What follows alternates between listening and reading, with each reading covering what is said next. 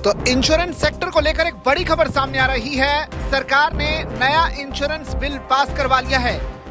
इसका मतलब ये हुआ कि इंश्योरेंस सेक्टर में पहले 74% एफडीआई को मंजूरी थी और अब इसे बढ़ाकर 100% कर दिया गया है। जाहिर सी बात है, सरकार इसके जरिए आम जनता को फायदा पहुंचाना चाहती है। इस वीडियो में हम 10 बड़े फायदे आपको बताने की कोशिश करेंगे कि कैसे नया कानून बनने के बाद आम ग्राहकों को इसका फायदा होगा। तो सरकार की तरफ से आम आदमी तक इंश्योरेंस का दायरा बढ़ाने के लिए लगातार काम किया जा रहा है।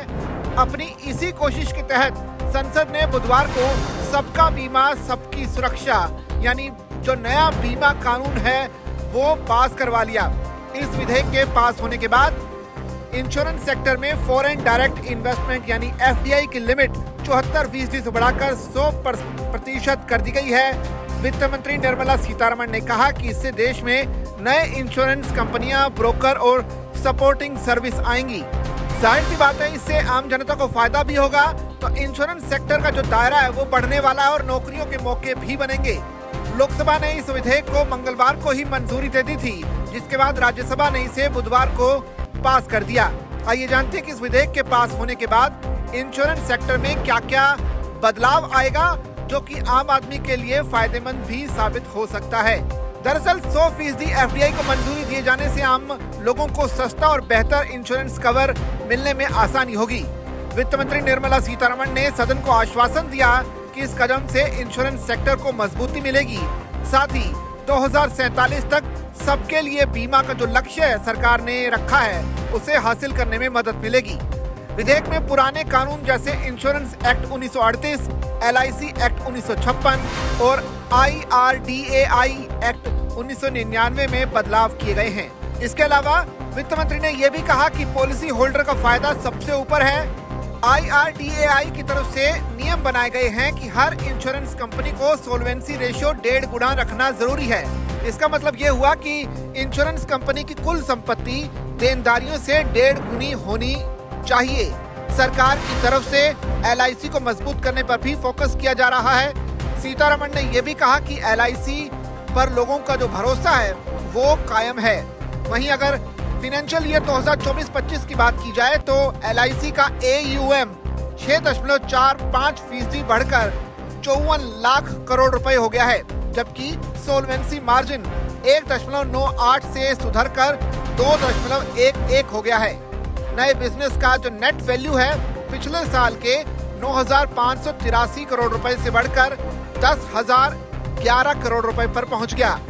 अब अगर इसके फायदे की बात की जाए तो आम आदमी को कौन कौन से बड़े फायदे होने जा रहे हैं वो आपको बता दें। इससे बेहतर बेनिफिट्स के साथ सस्ती पॉलिसी मिल पाएगी, क्योंकि 100% एफडीआई आने से ग्लोबल इंश्योरेंस कंपनियां हैं वो भारत में आएंगी, जिससे बाजार में कंपटीशन बढ़ेगा और बीमा कंपनियां ग्राहकों को आकर्षित करने के लिए पॉलिसीज को सस्ता और बेहतर बनाएंगी, जिससे पब्लिक को फायदा मिलेगा और कम प्रीमियम पर ज्यादा बेनिफिट्स वाली पॉलिसीज भी आम लोगों तक पहुंच पाएंगी।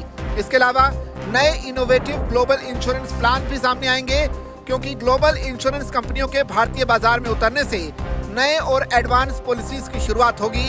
साइबर इंश्योरेंस, पेट इंश्योरेंस और माइक्रो इंश्योरेंस जैसे इनोवेटिव प्रोडक्ट्स ग्राहकों को उभरते जोखिमों से बचाएंगी। इससे फाइनेंशियल प्लानिंग भी मजबूत होगी और ग्राहकों को बेहतर सुरक्षा मिलेगी। इसके अलावा क्लेम सेटलमेंट भी जल्दी होंगे, क्योंकि ग्लोबल इंश्योरेंस कंपनियों की बढ़ती प्रतिस्पर्धा से सर्विस क्वालिटी में सुधार होगा और AI और ML जैसी नई टेक्नोलॉजी से क्लेम प्रोसेसिंग तेज होगी और भुगतान समय पर होगा। इसके अलावा ग्राहकों को ज्यादा सुरक्षा मिलेगी। अधिक लोगों तक बीमा की जो सुविधा है वो पहुंच पाएंगी, क्योंकि कई बीमा कंपनियां ग्रामीण और दूर दराज के इलाकों में अपनी पहुंच बढ़ाने जा रही हैं। इससे डिस्ट्रीब्यूशन नेटवर्क मजबूत होगा और बड़ी आबादी को आसान शर्तों पर बीमा पॉलिसी मिल पाएगी। इसके अलावा ज्यादा बेहतर कस्टमर सर्विस देखने को मिलेगी। इंश्योरेंस एजेंटों का जो व्यवहार है वो भी सुधरने की उम्मीद है, क्योंकि एजेंटों के लिए वन टाइम रजिस्ट्रेशन की व्यवस्था से प्रशासनिक काम कम होगा। इससे वो ग्राहकों को बेहतर सलाह देने पर ध्यान दे सकेंगे। इससे एजेंट ज्यादा कुशल और कस्टमर फोकस्ड बनेंगे। इसके अलावा LIC को ज्यादा आजादी भी सरकार देने जा रही है, क्योंकि LIC को सरकार की मंजूरी के बिना नए जोनल ऑफिस खोलने और फैसले लेने की आजादी मिलेगी।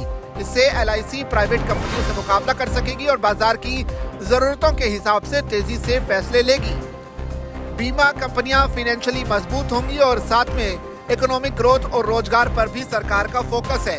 यानी विदेशी निवेश से बीमा क्षेत्र और सहायक क्षेत्रों में नए रोजगार की संभावनाएं बढ़ेंगी। इससे आर्थिक स्थिरता भी मजबूत होगी, जीडीपी को बढ़ावा मिलेगा और आम नागरिक को संकट में सुरक्षा मिलेगी। तो इस तरह से कुछ बड़े फायदे इस कानून के जरिए सरकार करने जा रही है। वैसे सरकार के इस फैसले पर आपकी क्या कुछ राय है, आप कमेंट करके हमें जरूर बताइए और ऐसी खबरों के लिए बने रहिए जागरण बिजनेस के साथ।